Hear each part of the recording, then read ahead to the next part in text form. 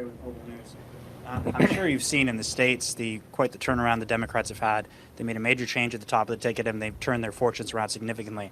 I'm sure you don't want to see the Prime Minister leave, but do you think the Liberal Party needs to make a major change to their program to see a similar turnaround in the fortunes that you have relative to the Democrats have been able to do in the U.S.? My instinct is we are in very difficult times. These are the most difficult times that humanity has lived through, certainly since the Second World War. People are tired.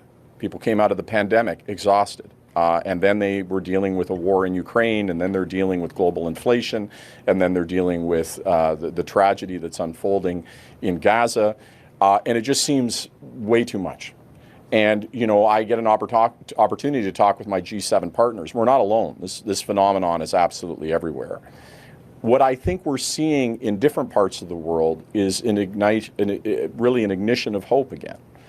That, you know, maybe the darkest days aren't all that are left for us. Maybe that there are things that are good in this world. And maybe the time that we're in, as tough as it is an opportunity to make things better than they have been. You know, I had an opportunity for my mom's 80th birthday to be away and be in the Olympics and be able to watch Canadians compete.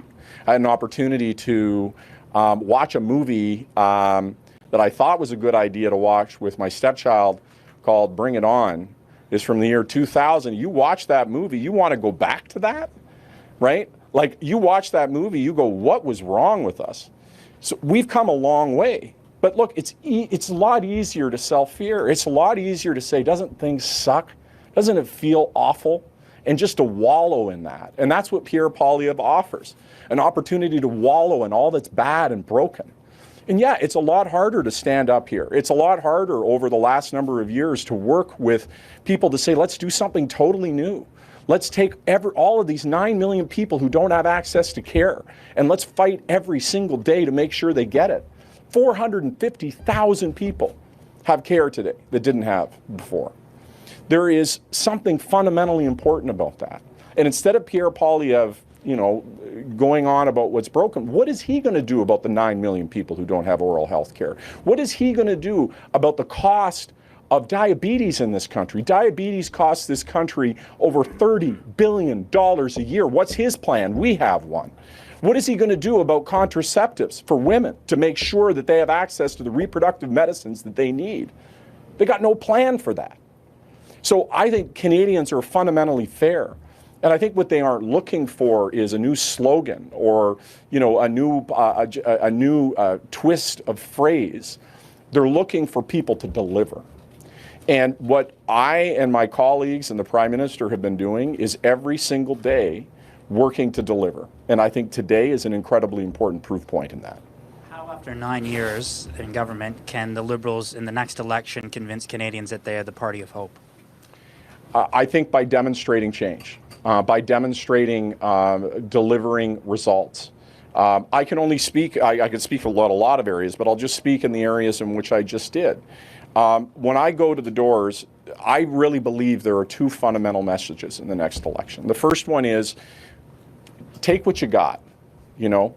Maybe, you know, don't hope for more. If you're a senior, don't hope that you're going to get oral health care or your diabetes medication. That's too much to hope for. You know, hope is made real by results. And I'll give you an example of the point that I'm making. I was in Kingston. I was at a town hall with a large group of seniors, and there was a senior. She's loving the dental program. This dental program is amazing. And another senior, I hate it. It's awful. And I said, okay, well, why do you hate it? She said, well, because now I've got a crappy dental care plan that was from my employer, and I'm stuck with it. And now my friend next door has got a better plan than me. That's the escalator of hope. Somebody who was the luckiest senior in her friend group is now the unlucky one. And so they see that things are getting better. I think what's tough is when we've gone through so much as a world, believing that things can get better is hard. You got to see that tangible proof.